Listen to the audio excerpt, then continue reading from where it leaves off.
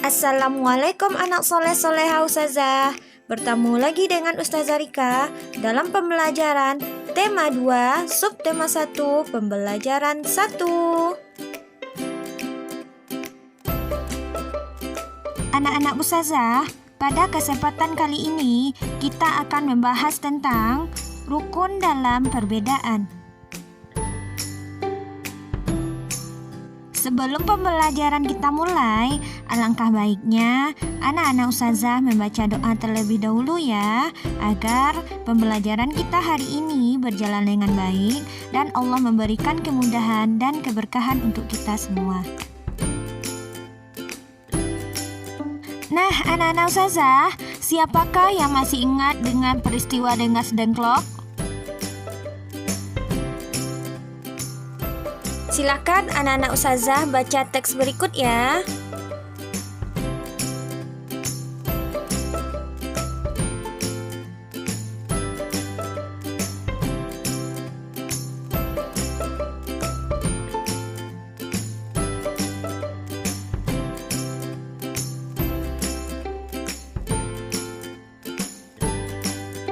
Nah, anak-anak Ustazah, setelah kita membaca teks tersebut, apakah anak-anak Ustazah sudah mendapatkan informasi?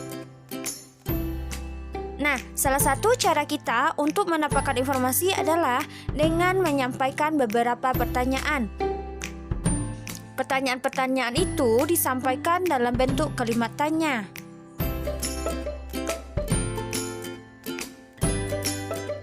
Kata tanya yang biasa digunakan dalam kalimat tanya adalah apa, siapa, di mana, kapan, mengapa, bagaimana.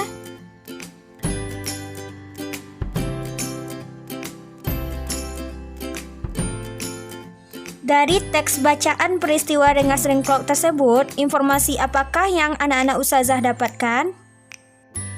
Anak-anak Ustazah bisa mengajukan pertanyaan menggunakan 6 kata tanda tanya, yaitu apa, siapa, di mana, kapan, mengapa, dan bagaimana.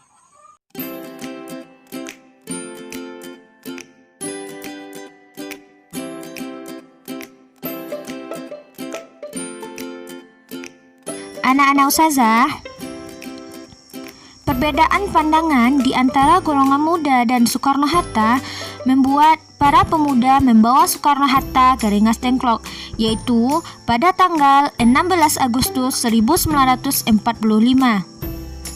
Kedua tokoh tersebut berada di Rengas Dengklok seharian penuh. Para pemuda mendesak Soekarno-Hatta untuk segera memproklamirkan kemerdekaan Indonesia tanpa ada keterkaitan dengan Jepang.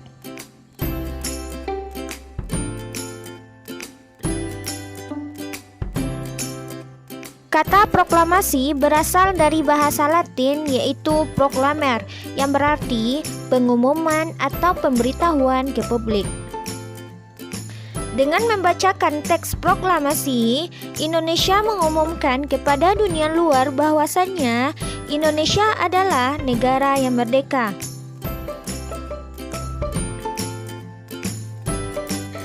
Proklamasi kemerdekaan memiliki makna yang dalam bagi bangsa Indonesia. Di antara makna proklamasi itu adalah sebagai berikut. Yang pertama, proklamasi kemerdekaan Indonesia merupakan anugerah dari Allah yang harus dijaga dan dipertahankan.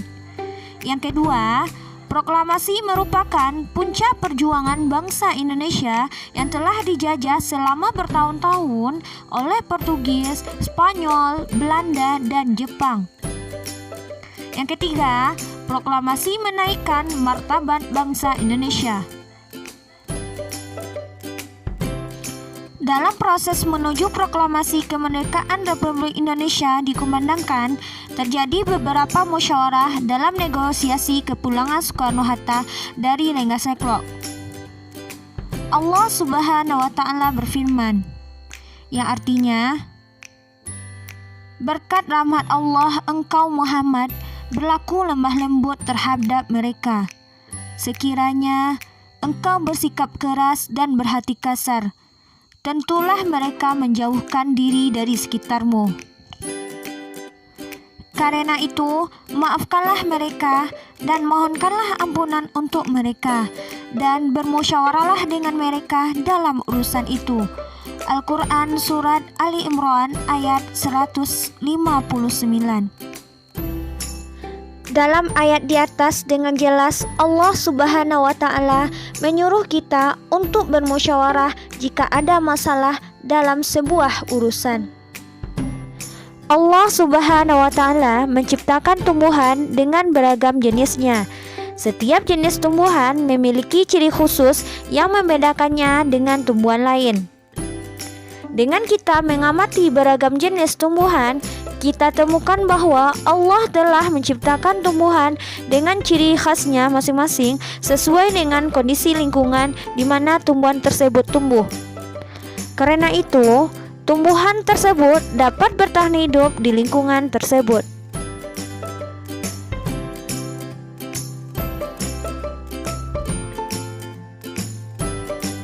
Yang pertama adalah bunga bangkai. Bunga bangkai adalah tumbuhan yang mengeluarkan bau bangkai. Bau tersebut berfungsi untuk menarik perhatian serangga agar datang kepadanya. Hal ini bermanfaat bagi tumbuhan tersebut untuk membantu penyerbukan. Contoh bunga bangkai adalah bunga Rafflesia arnoldi. Yang kedua adalah tumbuhan insektivora. Tumbuhan insektivora adalah tumbuhan pemakan serangga. Tumbuhan tersebut mencari perhatian serangga dengan mengeluarkan bau yang harum. Jika ada serangga yang hinggap di atasnya, maka tumbuhan tersebut akan memakannya. Yang ketiga adalah tumbuhan xerophyt. Tumbuhan xerophyt adalah tumbuhan yang mampu tinggal di daerah yang panas, kering, dan tandus. Allah ciptakan keistimewaan berupa daun-daun kecil berbentuk duri untuk mengurangi penguapan dan batang tebal berlapis lilin untuk menyimpan air. Yang keempat adalah tumbuhan hidrofit. Berasal dari kata hidro yang artinya air.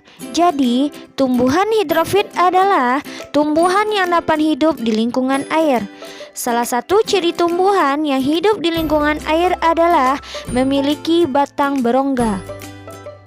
Contohnya adalah tumbuhan teratai dan enceng gondok. Yang kelima adalah tumbuhan higrofit. Tumbuhan higrofit adalah tumbuhan yang mampu tinggal di daerah lembab. Cirinya memiliki daun lebar dan tipis untuk mempercepat penguapan. Contoh tumbuhan hidrofit adalah tumbuhan keladi. Yang keenam adalah tumbuhan merangas. Tumbuhan merangas adalah tumbuhan yang menyesuaikan diri dengan lingkungannya. Jika musim kemarau, ia akan mengugurkan daunnya untuk mengurangi penguapan. Saat musim hujan, daunnya akan kembali tumbuh subur. Kemampuan seperti ini disebut dengan merangas. Ketujuh adalah batang memiliki duri. Ada beberapa tumbuhan yang memiliki sistem pertahanan dengan batang berduri. Duri-duri yang ada pada tumbuhan tersebut membantu tumbuhan itu untuk mencegah para pengganggu atau hewan-hewan yang menyerang atau mengganggu kelangsungan hidup tumbuhan tersebut. Contohnya adalah mawar dan putri malu. 8 adalah melindungi diri dengan getahnya.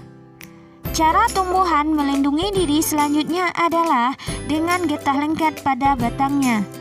Tumbuhan yang memiliki getah lengket membantu agar tumbuhan itu bisa membuat para pengganggunya tidak merusak kelangsungan hidup tumbuhan tersebut. Getah yang lengket ini apabila dimakan oleh makhluk hidup lainnya akan terasa sangat pahit dan rasa lengketnya membuat tidak nyaman. Selanjutnya adalah ciri khusus tumbuhan pantai. Tumbuhan yang hidup di pantai adalah tumbuhan bakau atau mangrove yang memiliki ciri khusus berupa akar nafas. Akar nafas muncul di permukaan air untuk melakukan pertukaran oksigen dengan karbon dioksida.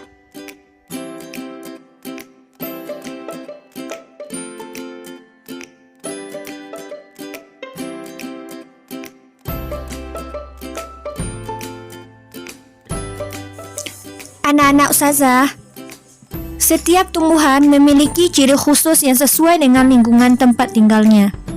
Tidak hanya tumbuhan yang Allah ciptakan beraneka ragam, manusia pun Allah ciptakan dengan ciri khasnya masing-masing. Anak-anak ustazah, tidak kita temukan dua orang memiliki ciri fisik dan sifat yang sama persis sekalipun bersaudara kembar. Tetapi tahukah anak-anak ustazah bahwa sifat seseorang juga dipengaruhi oleh lingkungannya? Rasulullah Shallallahu Alaihi Wasallam bersabda, seorang mukmin terhadap mukmin yang lainnya seperti bangunan yang saling mengokohkan satu dengan yang lain. Hadis riwayat Bukhari dan Muslim. Anak-anak ustazah, marilah kita kokohkan persaudaraan di antara kita dengan saling menghargai kelebihan yang dimiliki masing-masing kita. Jangan sungkan untuk saling memuji. Anak-anak ustazah, untuk materi kita hari ini kita cukupkan sampai di sini. Kita tutup dengan membacakan doa kafaratul majelis. Assalamualaikum warahmatullahi wabarakatuh. Sampai jumpa anak soleh-solehah ustazah.